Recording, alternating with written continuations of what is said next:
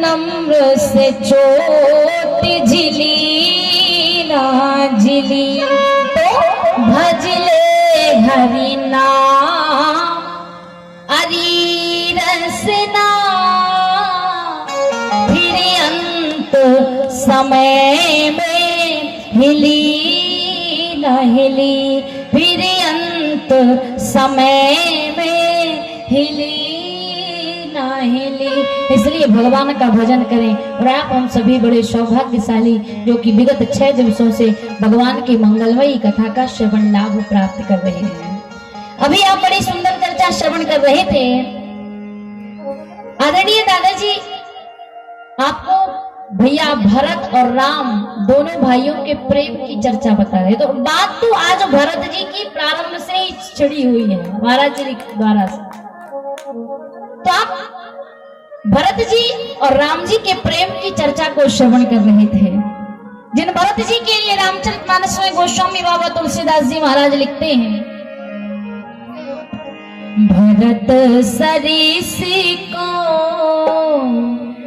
राम सनेही, भरत सरिस को राम सनेही, भरत सरिस को राम सनेही, भरत सरिस को राम सनेही, जप राम राम जप जे,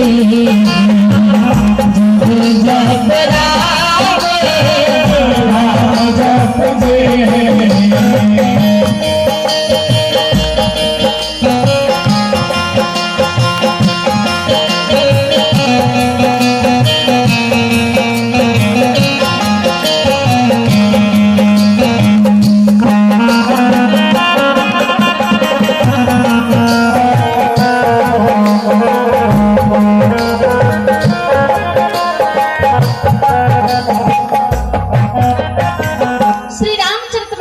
गोस्वामी बाबा तुलसीदास जी महाराज लिखते हैं कि जिस परमात्मा का समस्त संसार भजन करता है, जिस परमात्मा का हर एक जीव नाम जपता है, वो परमात्मा भी किसी का भजन करता है और वो किसी का नाम जपता है। और वह नाम किसका है?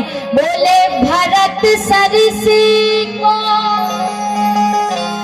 राम सनेही, ओ भैया जग जप राम राम जप जे। भाई भाई का प्रेम अगर हमें देखना है तो हम रामचरितमानस का अध्ययन करें, हम रामचरितमानस को पढ़ें।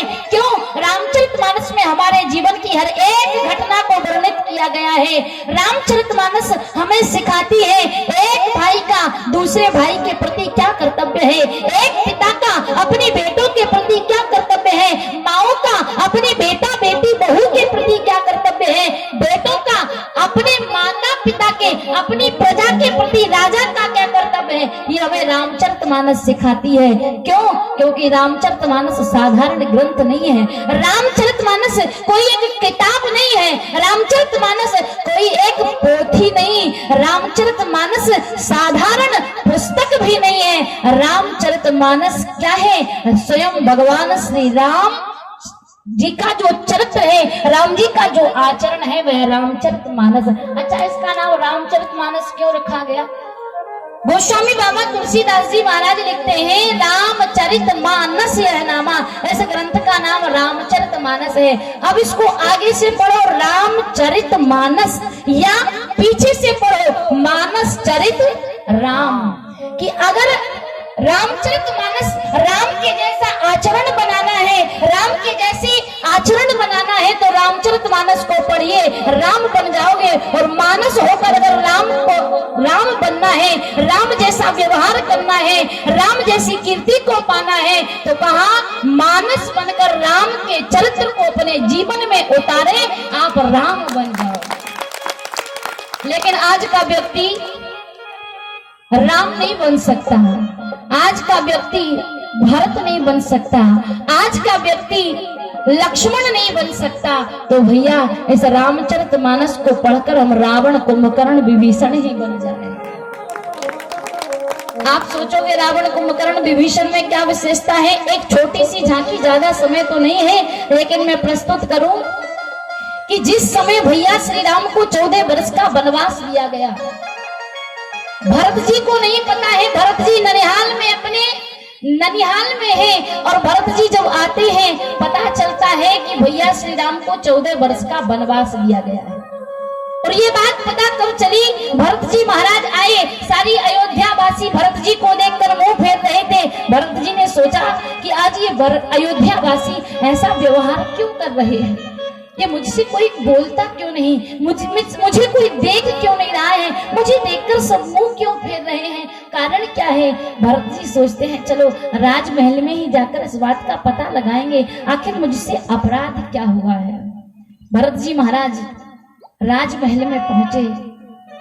राजमहल में कैकेयी अम्बा आरती का थाल लिए हुए भरत जी के सामने खड़ी हो गई। भरत जी ने जैसे ही माता कैकेयी को श्वेत वस्त्रों में देखा, भरत जी कहते हैं माँ ये क्या है।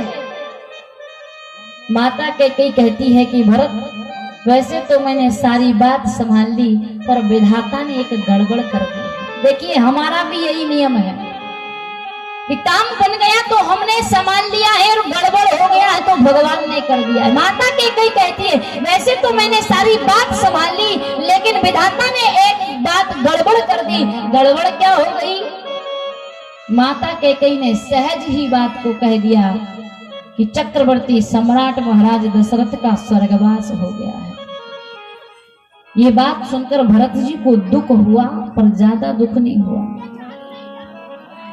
भरत जी ने पूछा माँ जब पिताजी का स्वर्गवास हुआ, मेरे भाई राम को मुझसे अलग कर दिया है, राम का अपराध क्या था। अरे तुम तो राम को बड़ा प्रेम करती थी, कहती थी सबसे अधिक प्रिय अगर मुझे कोई पुत्र है तो वह राम है, लेकिन आज तुमने राम को ही वन भेज दिया माँ, ऐसा प्रेम तुम्हारा।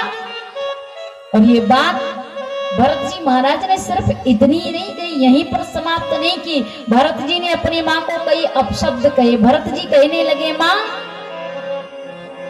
बर मांगत मन भई न पीरा, ओ भैया गरी न जी परे नहीं कीरा। कहा माँ तुमने मेरे भैया श्री राम को 14 वर्षों के लिए वनवास भेज दिया। माँ क्या राम के लिए वनवास मांगते समय तुम्हारे हृदय में राम के लिए जरा दुख नहीं हुआ? क्या राम जी को 14 वर्ष के लिए वनवास भेजते हुए तुम्हारे हृदय में जरा सी दया नहीं आई? तुमने मेरे भैया श्री राम को वन भेज दिया। माँ जिस समय भैया श्री राम 14 वर्षों के लिए वन जाने लगे, वन से अयोध्या के राजमहल से निकलते देख तुम्हारे हृदय में उनके लिए जरा सी करुणा जागृत नहीं हुई? माँ जिस राम को तुम सबसे अधिक प्रेम करती थी, आज उस राम को तुमने वन भेज दिया, उस राम के लिए तुमने 14 वर्ष का वनवास मांग लिया। माँ ये तुम्हारा कैसा प्रेम है?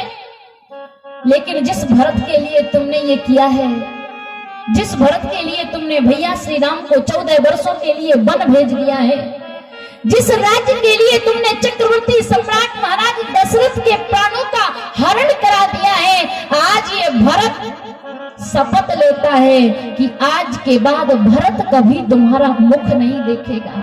आज ये भरत शपथ लेता है कि आज के बाद ये भरत कभी तुम्हें माँ कहकर नहीं पुकारेगा। और भरत जी महाराज ने वहां से चले, अपने पिता का अंतिम संस्कार किया। और ये नहीं कि राम जी 14 वर्ष वन में रहे तो अयोध्या के राजमहल में भरत जी आनंद से रहे, नहीं, भरत जी ने अयोध्या के राज सुख को त्याग दिया, भरत जी ने अयोध्या के वैभव को त्याग दिया, भरत जी ने अयोध्या की सिंहासन को त्याग दिया। क्यों? क्योंकि कहा गया जब भरत जी से कि भरत अब तुम अयोध्या के सिंहासन को संभालो। भरत जी कहते हैं मोहि राजपद देहो चबहि रसा रसातल जेहो तबहि। अगर मुझे अयोध्या का राजा बनाया तो ये पृथ्वी रसातल में चली जाएगी। मैं अयोध्या का और धन्य है भैया भरत जिसने अयोध्या के राजमहल को, अयोध्या की सिंहासन को, सारी अयोध्या के राज्य को, सारी अयोध्या के वैभव को ठुकरा दिया। और आज का कोई भाई होता तो भैया बन जाए चाहे मर जाए, हम तो राजा बन जाएंगे, अकंटक राज्य हो जाएगा और 14 वर्षों के बाद राम जी लौट कर आएंगे, इसका भय होता। लेकिन धन्य है वो भरत जिन्होंने अपने भाई के लिए, जिन्होंने अपने भैया श्री राम के त्याग को देखकर अयोध्या के राज सुख वैभव सबको ठोकर मारकर नंदीग्राम में पहुंच गए। क्यों? भरत जी कहते हैं अगर मेरा भाई राम इस पृथ्वी पर नंगे पांव चलेगा तो ये भरत भी पैर में कभी पादुका नहीं डालेगा। अगर मेरा भाई राम इस पृथ्वी पर शयन करेगा तो उनका भाई भरत इस पृथ्वी पर भी नहीं सोएगा। आपने सुना होगा, सब मानस के जानकार बैठे हुए हैं, नंदीग्राम में भैया भरत गड्ढा खोदकर और उसमें रहते हैं, उसमें बैठे रहते हैं, भजन करते हैं, राम का स्मरण करते हैं। उन्होंने कहा कि मेरा भाई अगर पृथ्वी पर सोएगा तो उनका दास भरत पृथ्वी पर भी नहीं सोएगा। उन्होंने कहा अगर मेरा भाई मुनि वेश में बलबन में भटकेगा तो उनका भाई भरत अयोध्या के राज सुख में नहीं रहेगा, भरत भी नंदीग्राम में जाकर रहेगा। उन्होंने कहा अगर मेरा भाई कंदमूल फल खाएगा तो उनका ये भाई भरत अयोध्या के राज सुख, अयोध्या के 56 भोग ग्रहण नहीं करेगा, वह भी नंदीग्राम में रहेगा। और धन्य है भैया भरत नंदीग्राम में जाकर रहने लगे। और तो और कहते हैं, बहुत से विद्वान बतलाते हैं कि भरत जी ने शत्रुघ्न जी को कहा कि तुम अयोध्या में रहना, अयोध्या की व्यवस्था देखना, माताओं की देखरेख करना। लेकिन कहा जाता है, कई विद्वानों से सुना है, कई प्रतियों में वर्णन आता है कि भैया भरत जिस समय नंदीग्राम चले गए, शत्रुघ्न जी भी अयोध्या में नहीं रहे हैं। भाई का भाई के प्रति त्याग देखिए। वनवास राम को दिया गया था लेकिन राम के लिए लक्ष्मण ने अयोध्या को त्याग कर और राम जी की सेवा में चले गए। और वनवास राम को दिया गया, मुनि वेश धारण करके राम बन गए, तो भरत जी पहले नंदीग्राम में चले गए। और सिर्फ भरत ही नहीं, कहते हैं शत्रुघ्न जी महाराज भी नंदीग्राम में चले गए। भरत जी के भय से अंदर नहीं जा सकते हैं, भरत जी के डर के कारण भरत जी के पास नहीं जा सकते हैं। वो शत्रुघ्न जी महाराज नंदीग्राम के बाहर एक कोने में खड़े रहते हैं। ये बात स्पष्ट कब होती है? जिस समय एक दिन की बात, 14 वर्ष जब पूर्ण होने वाले थे, राम जी लौटकर आने वाले थे, बस कुछ ही समय बाकी था।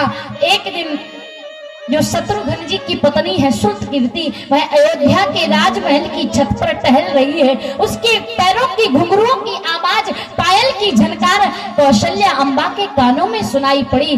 कौशल्या अम्बा की जब नींद खुली, देखा छत पर कोई टहल रहा है, किसी के पैरों की आहट आ रही है। कौशल्या अम्बा उठी, कौशल्या अम्बा उठकर छत पर जाकर देखती है श्रुतकीर्ति अकेली घूम रही है, नेत्रों से आंसू बह रहे हैं। कौशल्या अम्बा कहती है, बेटी श्रुतकीर्ति तू यहाँ रो रही है? श्रुतकीर्ति जी ने कह दिया, माँ मुझे दीदी की याद आ रही है, सीता जी की याद आ रही है, इसलिए मैं सोई नहीं और नेत्रों से आंसू बहने लगे। कौशल्या अम्बा कहती है, श्रुतकीर्ति तो यहाँ पर भवन की छत पर अकेली टहल रही है, अरे मेरा शत्रुघ्न कहाँ है? श्रुतकीर्ति जी की नेत्रों से आंसू की धारा प्रवाहित होने लगी। कहा, माँ आप किसके लिए पूछ रही हो? कहा, शत्रुघ्न के लिए। शत्रुघ्न कहाँ है? श्रुतकीर्ति कहती है, माँ आज 14 वर्ष पूर्ण होने वाले हैं। 14 वर्ष जब से भैया श्री राम बन गए हैं, जब से भैया भरत नंदीग्राम में गए हैं, तब से मैंने तो उनका दर्शन ही नहीं किया है, और तुम कह रही हो भरत कहाँ है? कौशल्या अम्बा कहती है, तो भरत है नंदीग्राम में है, तो शत्रुघ्न कहाँ है? श्रुतकीर्ति कहती है, माँ वो भैया भरत के डर के कारण नंदी ग्राम में तो नहीं जा सकते, भैया भरत के भय से भैया भरत के पास तो नहीं जा सकते। लेकिन मैंने सुना है, सेवक बात कर रहे थे, किसी ने मुझे कहा है कि भैया भरत तो नंदी ग्राम में रहते हैं, लेकिन नंदी ग्राम के द्वार पर आपके छोटे कुमार शत्रुघ्न जी महाराज निरंतर खड़े रहते हैं। ये भाई भाई का प्रेम है। और ये रामचरितमानस सिखाती है कि राम जी ने अयोध्या के राज्य को त्याग कर 14 वर्षों के लिए वन चले गए कि ठीक है मेरा भाई भरत राजा बन जाए। लेकिन भरत जी ने भी उस अयोध्या के राज्य वैभव को ठोकर मार दी और सोचते कि ठीक है भरत जी को राज्य नहीं मिला तो नहीं मिले, शत्रुघ्न जी तो सोचते कि मैं तो आराम से अयोध्या में रहूंगा, मुझे तो कहा ही गया है कि अयोध्या की व्यवस्था देखना, माताओं की सेवा करना, मैं क्यों नंदी ग्राम में जाऊं। लेकिन भाई के प्रति प्रेम, भाई के प्रति समर्पण भाव, भाई के लिए त्याग, ये रामचरितमानस सिखाती है। क्योंकि बात उस समय की है, ये तो अयोध्या के राज सिंहासन की बात है। भगवान तो खेल खेल में भी अपने भाइयों को जिताना चाहते हैं। भरत जी चाहते हैं कि मेरा भाई राम जीते, राम जी चाहते हैं कि मेरा भाई भरत जीते। क्योंकि एक समय भगवान श्री राम जब छोटे थे तो अपने बाल सखाओं के साथ सरयू के किनारे पर गेंद खेलने के लिए गए, और जब गेंद खेलने के लिए गए तो भरत, राम, लक्ष्मण, शत्रुघ्न सभी सरयू के किनारे पर पहुंचे। कहा खेल प्रारंभ होगा, लेकिन खेल प्रारंभ होगा तब जब दो पक्ष हो, एक पक्ष और एक विपक्ष। राम जी ने कहा विपक्ष के लिए लक्ष्मण की ओर देखा। लक्ष्मण जी कहते हैं भैया हमने तो आपसे पहले ही कह दिया था कि हमसे तो कहना ही मत, हम तो आपसे सपने में भी दूर नहीं होना चाहते, इसलिए हमसे आशा मत करना, हम तो आप उसके विपक्ष में जाएंगे ही नहीं। लेकिन राम जी ने भरत जी की ओर देखा, कुछ कहा नहीं, सिर्फ भरत जी की ओर देखा। भरत जी तुरंत विपक्ष में जाकर खड़े हो गए, कहा भैया मैं तुम्हारे विपक्ष में हूं। राम जी के पक्ष में लक्ष्मण आ गए, भरत जी के पक्ष में शत्रुघ्न आ गए, दो दो चार चार सखा और साथ में लिए और खेल प्रारंभ हुआ। किसी ने भरत जी से कहा देखो भरत, भैया श्री राम लक्ष्मण को कितना प्रेम करते हैं कि लक्ष्मण को अपने पक्ष में रखा और तुम्हें विपक्ष में भेजा करते हैं। और भैया श्री राम ने मुझे अलग नहीं किया है, मेरे भैया का खेल बन जाए इसलिए मैं खुद ही अलग हो गया हूं। कहा खेल प्रारंभ हो। फिर भरत जी की ओर के सखा बोले देखो देखो भैया भरत एक बात कहें। कहा कहिए। कि राम जी के पक्ष में जो सखा है उन्हें देखो राम के आसपास, राम के साथ साथ खेल रहे हैं, हम विपक्ष वालों को देखो हम राम से कितनी दूर हैं। भरत जी ने कहा भैया जो फायदा पक्ष वालों को नहीं है वो फायदा विपक्ष वालों को है। भरत जी की ओर के सखाओं ने पूछ लिया कैसा फायदा। कहा राम जी की ओर के सखाओं को देखो, कहा राम के साथ खेल रहे हैं लेकिन खड़े कहाँ है। कहा राम जी के पीछे और राम जी के बगल में। तो कहा राम जी के पक्ष के जो सखा है जो राम जी के साथ खेल रहे हैं उन्हें राम जी की पीठ का दर्शन हो रहा है, लेकिन हम विपक्ष वाले कितने सौभाग्यशाली हैं कि राम की पीठ का नहीं मुख का दर्शन कर रहे हैं। कहा ठीक है भैया खेल प्रारंभ हो। राम जी ने गेंद को ठोकर मारी, गेंद लुढ़कती हुई भैया भरत की ओर गई, और जैसे ही भरत जी की ओर गेंद लुढ़कती हुई गई, भरत जी ने दोगुनी ताकत से ठोकर मारी, गेंद लुढ़कती हुई राम जी की ओर गई। किसी ने भरत जी से कहा भरत क्या तुम राम जी से जीतना चाहते हो। भरत जी बोले बिल्कुल नहीं। तो कहा इतनी जोर से गेंद में ठोकर मारने की आवश्यकता क्या है। तो भरत जी कहते हैं भैया जिसको भगवान ठुकरा दे उसको संसार में कोई नहीं अपनाता, और जिस गेंद को भगवान ने ठुकरा दिया है